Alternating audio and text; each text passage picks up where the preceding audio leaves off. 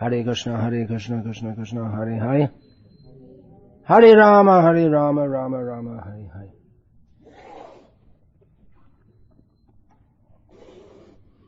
Vishnu Sahasranama, name 298. Kamah. Krishna is Kamah, Krishna is desire. This might come as a surprise to those who study Bhagavad Gita and find therein how much strongly Krishna decries Kamah. So everything has to be understood in context. Kamah is very powerful. Where does that power come from? That power to drag spiritualists from their position after long periods of austerity and penance for the sake of spiritualization, and then by the power of calm they can quickly be fallen from that position. It binds the whole world. Must be very powerful. So that power comes from Krishna. The name coming up, 2 names after this, is the name Prabhuh, which literally means one who is very powerful.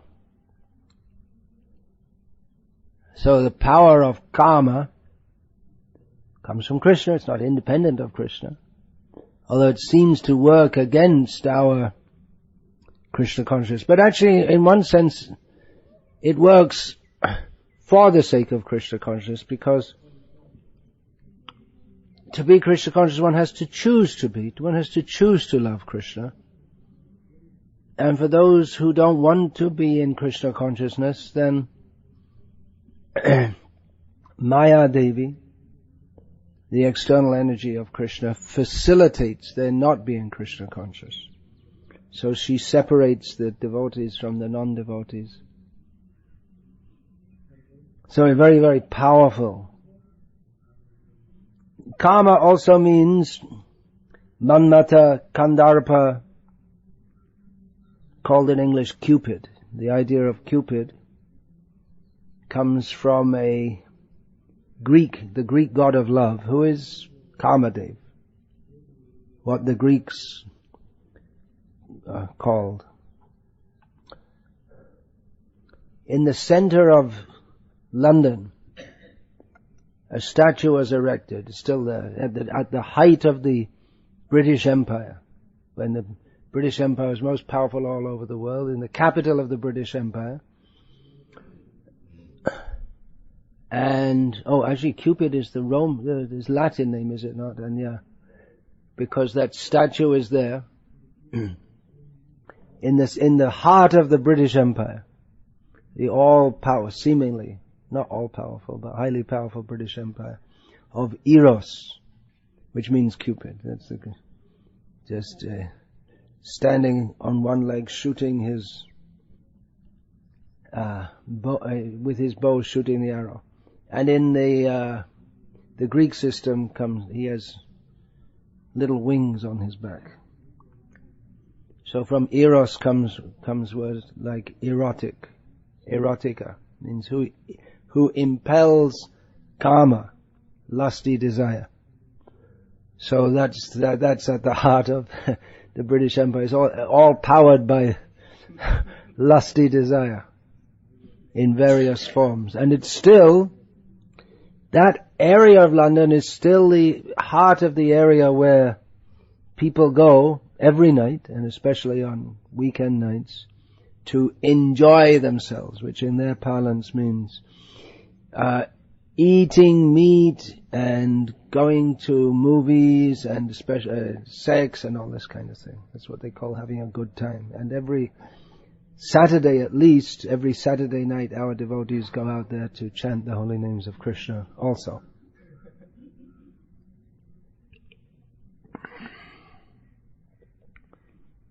So this power, amazing power, yaya samohito jiva, by which all the jivas are completely bewildered, that comes from Krishna. It can't come from anywhere else. There's this idea in Christianity and Islam that there's a competitor to God called Satan, and all good things come from God and all bad things come from Satan. But no, all good things come from Krishna and all bad things come from him also.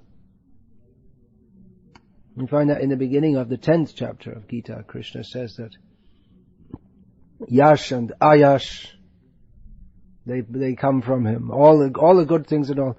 But the bad things, what is the bad thing? It means simply absence of Krishna consciousness. And then all good qualities become perverted.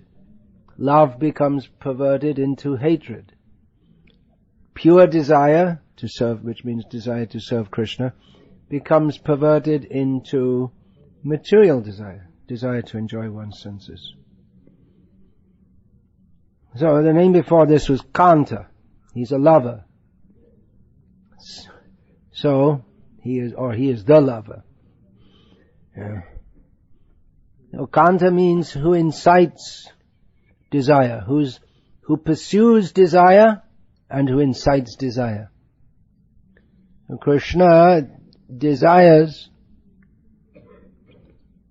the company of beautiful women, and beautiful women are attracted by Krishna. When we say beautiful women, we don't mean these conglomerations of blood and bones that in the material world are mistakenly considered to be beautiful women. Beautiful women means the spiritual forms and the spiritual world. So Krishna, he incites the desire. Everything about Krishna is attractive. So everything about him incites desire in all living beings. All living beings are Prakriti. All living beings are female in relation to Krishna. And at the same time, he becomes attracted. You may say, well, he is desire, so how does he become attracted? That is by his hladini shakti, his potency of bliss. Bliss means love. So his potency of bliss, he himself comes under the sway of that. So he's a very playful, delightful playboy is the term. He's a playboy. Lampat, that debauchee, you may say. Again, these all the bad terms, if you apply to Krishna, then they become good. What we consider as bad in this world. If we say a thief, a cheater, a liar, yes, Krishna is the supreme thief, cheater, liar. But everything with Krishna becomes simply increasing the transcendental bliss of his devotees. There's nothing bad in there. Krishna steals, and people, if someone steals from us, we feel, I'm cheated. And we feel very bad. They stole from me. But if Krishna steals, the devotees feel very happy. Krishna goes to the houses of the gopis and steals their butter, and they protest to Mother Yashoda, but actually they're very happy. So Krishna steals, he cheats, he lies, all bad things are desirable in connection with Krishna. Whereas in this material world, even the so-called doing good, that's also useless. It doesn't do any good. It doesn't help anyone ultimately.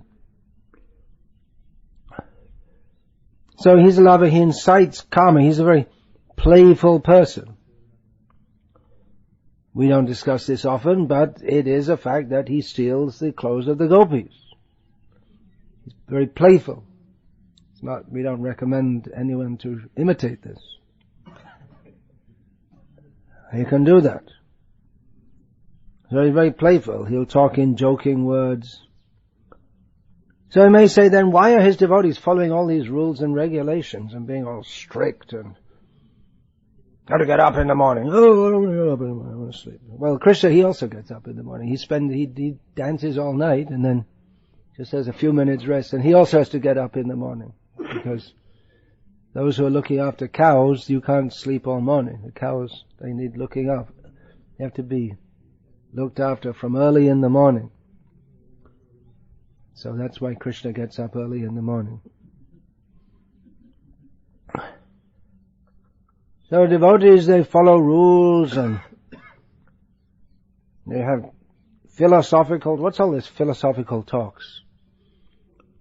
Well, in one purport, Srila Prabhupada, in paraphrasing Vishnu Chakravarti Thakur, says that the philosophical talks, they're as good as dancing in the Rasa Leela, because it's all on the same spiritual platform.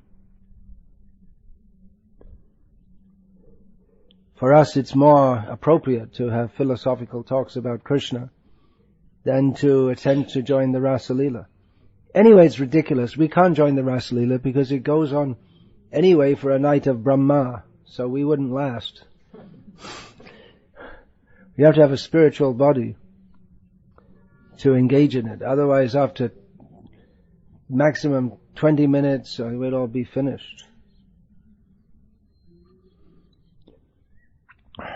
So Krishna, he incites desire, but his devotees, they follow regulated principles. He doesn't follow any regulated principles. The only principle that Krishna follows is that he acts for the satisfaction of his devotees. That's the only rule he follows. He can break every other rule, he doesn't even mind. So why devotees follow so many rules? One reason is because of Kamah. In the land of Prema, there's only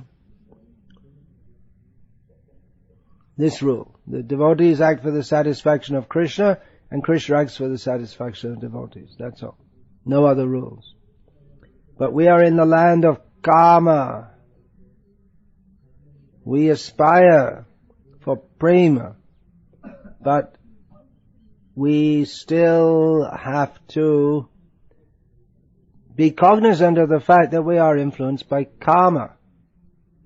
And that Kamah is the enemy, in as much as where there is Kamah there cannot be Prema. So that has to be overcome. That's anyway intelligent, because yehi sangsparshaja bhoga dukkhayonya evate adyantavanta kaunteya nateshu ramate buddhaha.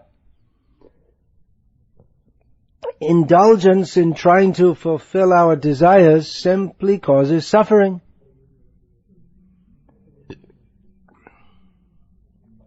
So if we indulge in that, then we have to suffer.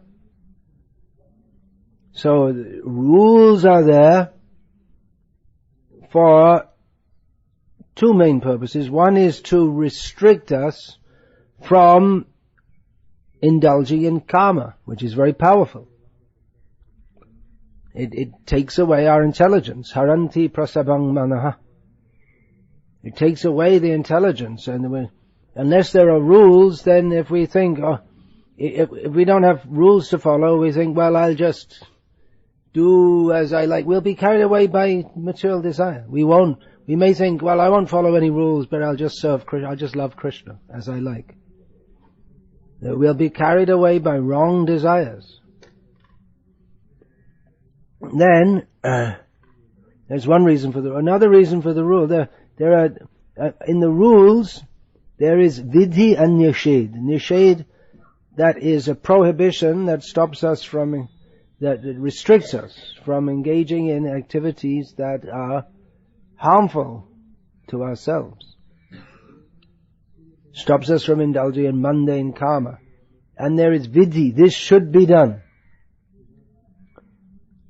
So that these rules, they help us to develop Krishna consciousness. One thing, don't do this, don't eat meat, don't gamble, don't have illicit sex, don't have intoxication, don't associate with non-devotees, and so on. And do this, chant Hare Krishna, hear about Krishna, serve Krishna. So there are different rules. But the result of following these rules is that we become free from material desire and infused with spiritual desire. So karma is always the principle. It's just a matter of purifying that desire. If we don't have purified desire, then we have to suffer in this world. Therefore, material desire is a great enemy. So Krishna is our enemy? No. Krishna is karma. Karma is our enemy. Is Krishna our enemy? No. We are our own enemy. Because we don't take Krishna as he is. We want to take his karma in the perverse sense. We want to enjoy the kingdom of God without God. We want the bliss of Krishna, the bliss that is inherent in Krishna consciousness without Krishna.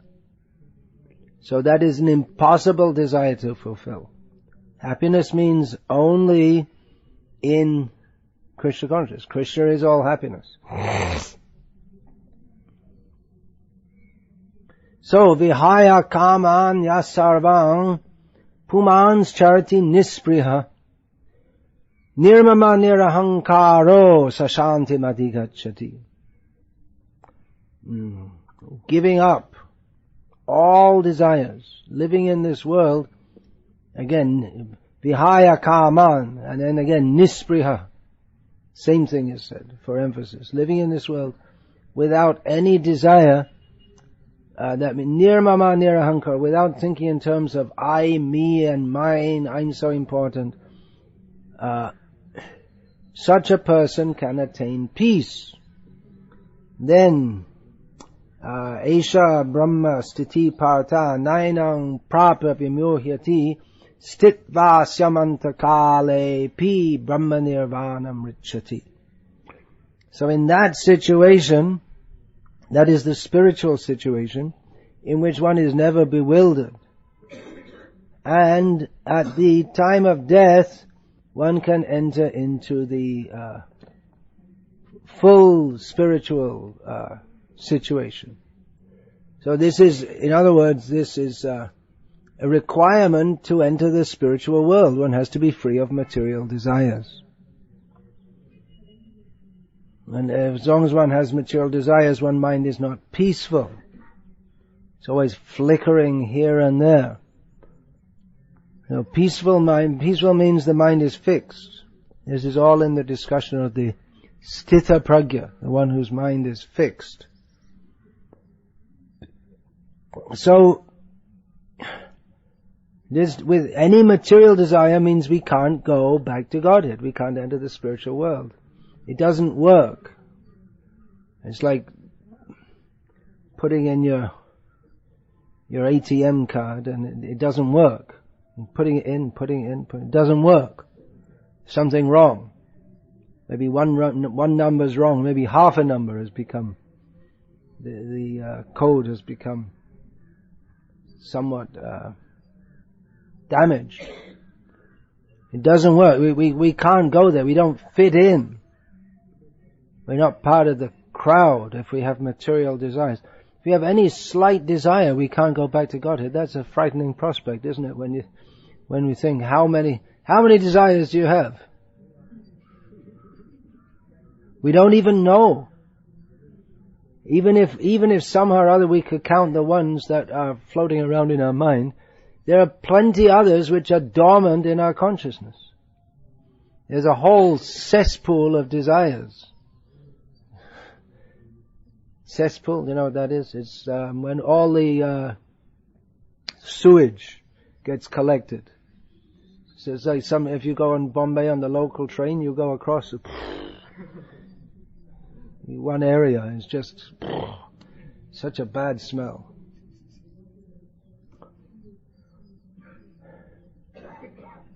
So, this is our mind.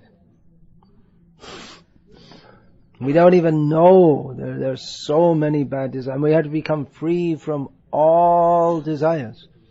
We should tell our coffee-drinking brahmanas that you may be doing very nice sadhana and everything, but there's no coffee in the spiritual world. Then they may desire to stay here.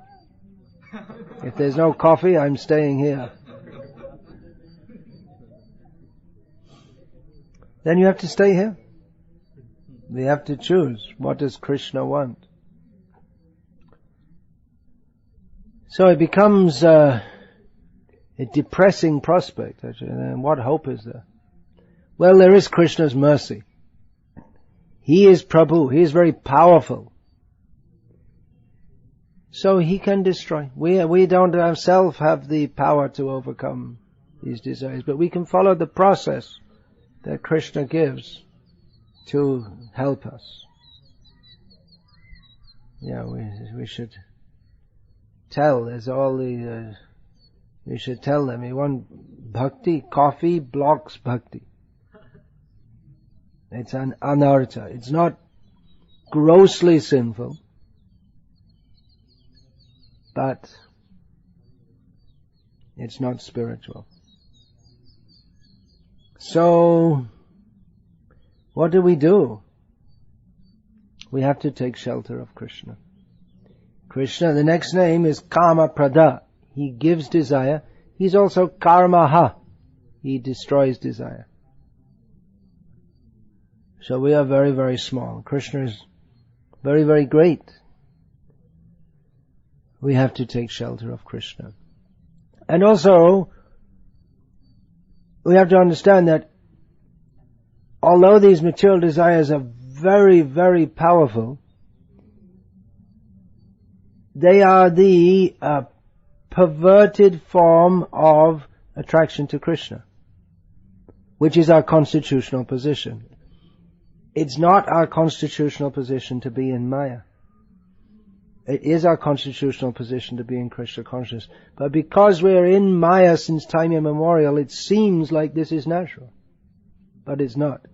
So the attraction to Krishna, that is more powerful. But we have to take shelter of Krishna very strong. We have to develop that attraction for Krishna by hearing and chanting about Krishna and avoiding becoming entangled in material desire. That's all summed up. Anukulyasya sankalpa pratikulyasya varjanam. Whatever is favorable for cultivation of Krishna consciousness, we have to accept. Whatever is unfavorable, we have to reject. Now Krishna is Kama, Kandarpa Koti Kamaniya Vishesha Shobham. His beauty is such that the Cupid who bewilders all the world his beauty is insignificant compared to that of Krishna. So Krishna is the next name, Kamapradah. He gives Kama. So how do we understand? He gives himself. He is Kama. If we want Krishna, he will give himself to us. But if we want him in the form of material desire, he'll also give. How do we want? Do we want the transcendental Cupid? Kamadev, Klim Kamadevaya Vidmahe. We know that Kamadev, transcendental Cupid, with his transcendental love arrows. So we can have Krishna, or we can have material desire. Why does he send? If we're trying to cultivate Krishna consciousness, then why does he send this mundane desire? The answer is because we want it. To those who have no material desire, Kamadev doesn't come. The mundane Kamadev doesn't come. He's wasting his time. Those who are pure devotees, they have no mundane attraction. So, The material desires come because we want it. Well, what is that? We're torn in between two kinds of desire. The desire for Krishna and the desire for Maya. The desire for personal sense gratification, self-aggrandizement, and so on. So the whole process of Krishna consciousness can be said to be a process of cultivating pure desire. Desire is there. We have to cultivate the pure desire and ask Krishna, please give me the desire to love you. And if we hear about Krishna and chant about Krishna, then naturally that desire should grow, because that is our natural propensity to love Krishna. We should pray for that desire. Please give me the desire to desire you. So we have to desire to desire to desire. How many times do you want to take it back? Desire to desire to desire to desire to desire Krishna. And you can go on and on and on and that. He's also Kamapradah inasmuch as he fulfills desires. Whatever desire we have is Krishna that fulfills. Sataya Shataya Yukta Tasya Radhanami Hate. What's the next line? Tasya Radhanami Hate. Then anyway, Krishna says that people, they worship different demigods, and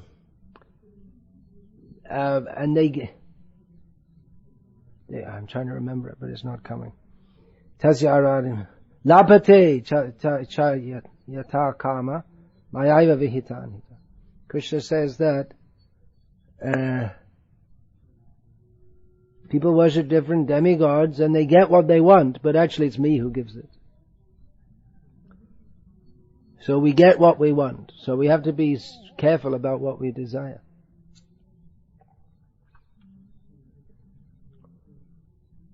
He fulfills desires.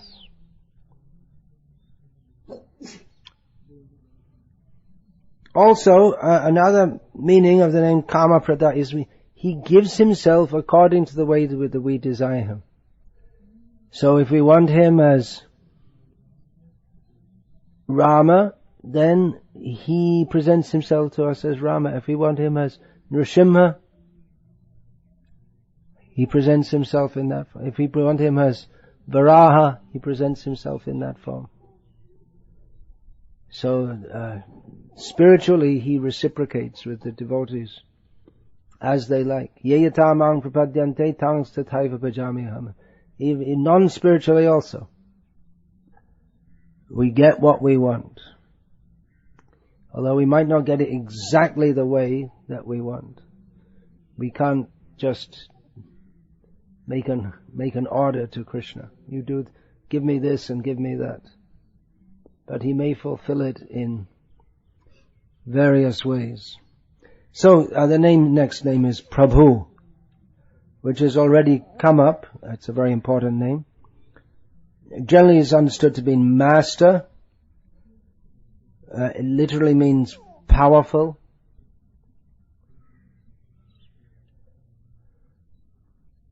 So it's good to remember all these discussions of Krishna dancing with the gopis, stealing the gopis' clothes, being delightful, a cheater, a thief, and all this kind of thing. Then alright, now just remember, he's the supreme master. Don't get out of hand here, don't misunderstand. Krishna is the supreme master. He surpasses all. That's another meaning of the word Prabhu. He surpasses all. So he's most powerful. But how is his power exhibited? Generally we think of power as the power to create some massive edifice, or to destroy, or to dominate, or conquer. We think of physical strength, or some mystic strength by which God creates the universe. But Krishna dominates not only by these qualities. We think like that because we're in mundane consciousness, and we think that powerful means physical strength, or political strength. But Krishna, his main power is in his beauty, his charm, his loveliness. That's how he dominates. Not just for mundane people, they're interested in God, that we'll pit our God against your God and then we'll go to war. Christian God against Islamic God, and let's see who's the strongest. But Krishna, he dominates. Ananda chinmaya rasatmataya manasu yah praninam pratipalan smaratam upetya lilayatena bhuvanani jayatya jasra govindamadi purusham tamaham bhajami. His blissful nature and pastimes are reflected in the hearts of those who always meditate upon him, and this way he dominates the world by his blissful pastimes. Hare Krishna. Any question, comment?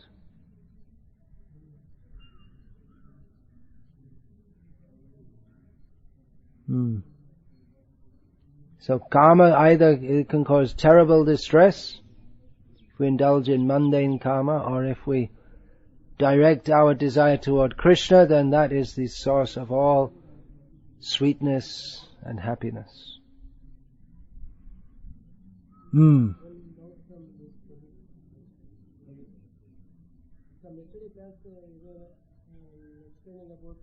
Anything first of all about today's class? Anyone? Then we'll go back to that.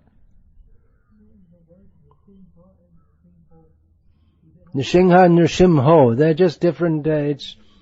In Sanskrit, the endings of words often change according to what comes next, whatever letter comes next.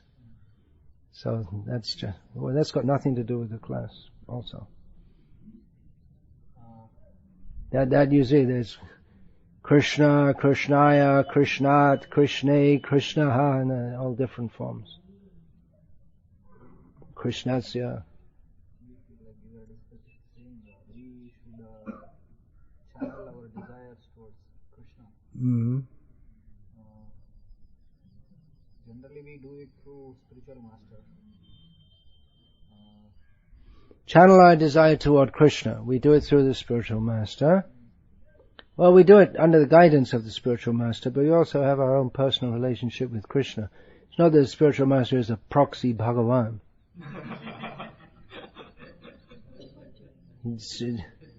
Jojopi ama guru Chaitanya das tatapi jane hotaha Chaitanya prakash. Both things are there. Although I know that my guru is the servant of Chaitanya Mahaprabhu, at the same time I understand that he is the manifestation of Chaitanya Mahaprabhu. So both things are there. But it's not that we take the guru as the supreme enjoyer. That training is there, how to serve the guru, as training for serving Krishna in this world. And sometimes it becomes difficult to understand that our desire is in line with spiritual master. Sometimes it becomes difficult to know if our desire is in line with that of our spiritual master.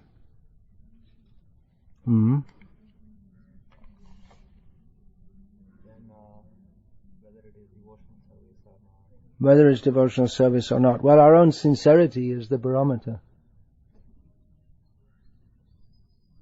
But that can be tricky also, because we may be tricked by our own rascal mind. So therefore we should be under the guidance of the Guru. All these things, all these matters, what is our desire, is it pure or not? We're talking about very subtle psychological conditions, and it's very difficult for anyone except Krishna to know actually what is the state of our mind, even for ourselves.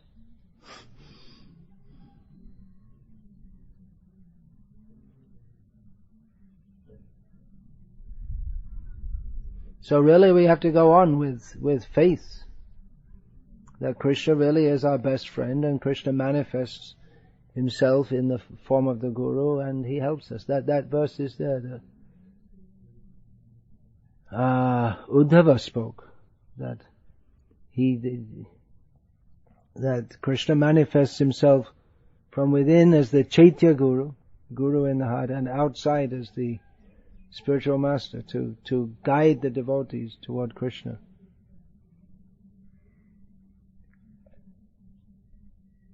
So yeah, okay. We're all off topic here. Anyway. Okay, we have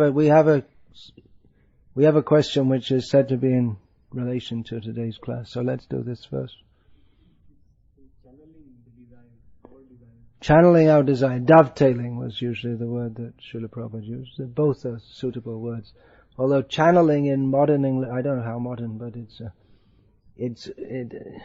often used for invoking ghosts and all this kind of thing.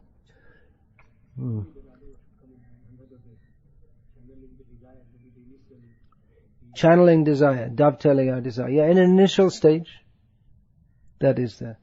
Not that we have to come from the stage of doing what I want for Krishna, doing what I want and doing it in Krishna's service, to the stage of doing what Krishna wants. What Krishna wants me to do.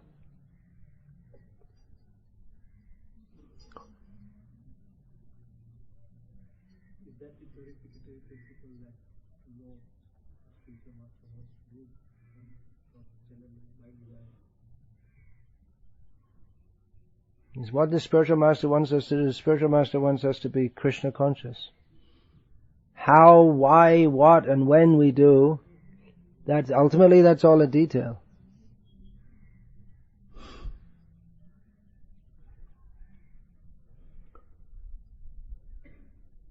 Then, related to yesterday's class.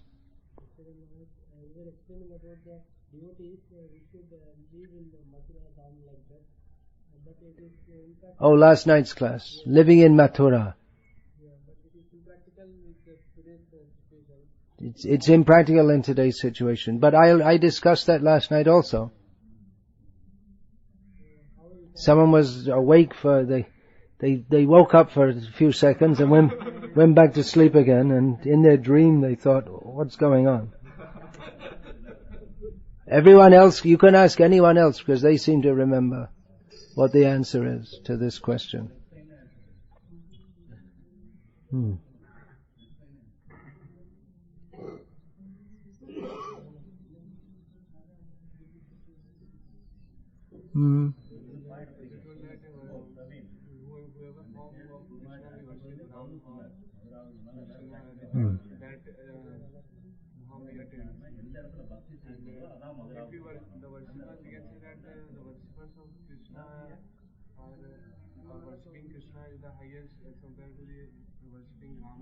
Worshipping Krishna is higher than Rama or Vishnu.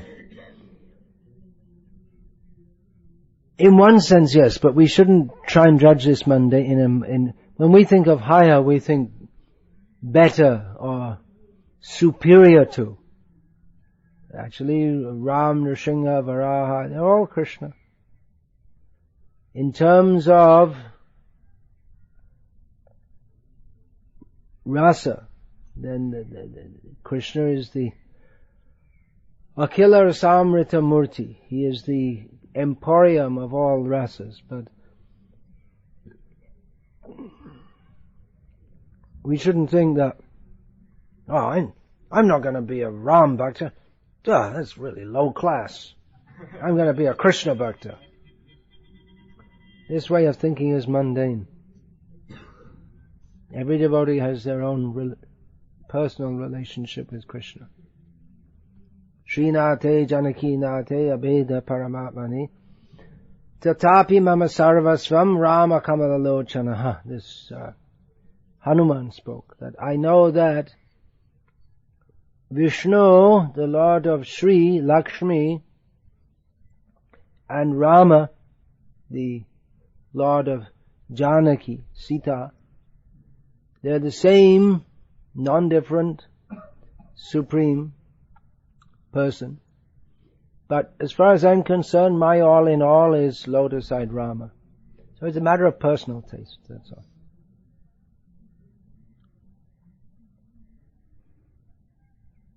we can understand that the complete reciprocation in all respects is with Krishna. Well, even then, it's not that Hanuman is lacking anything, but in terms of rasa, then Ramya kachidu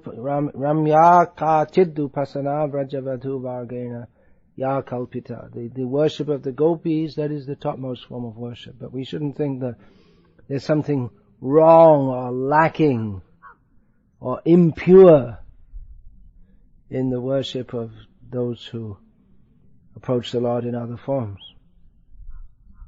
than Krishna. And that's a mundane way of thinking. Hare Krishna. Srila Prabhupada ki jai.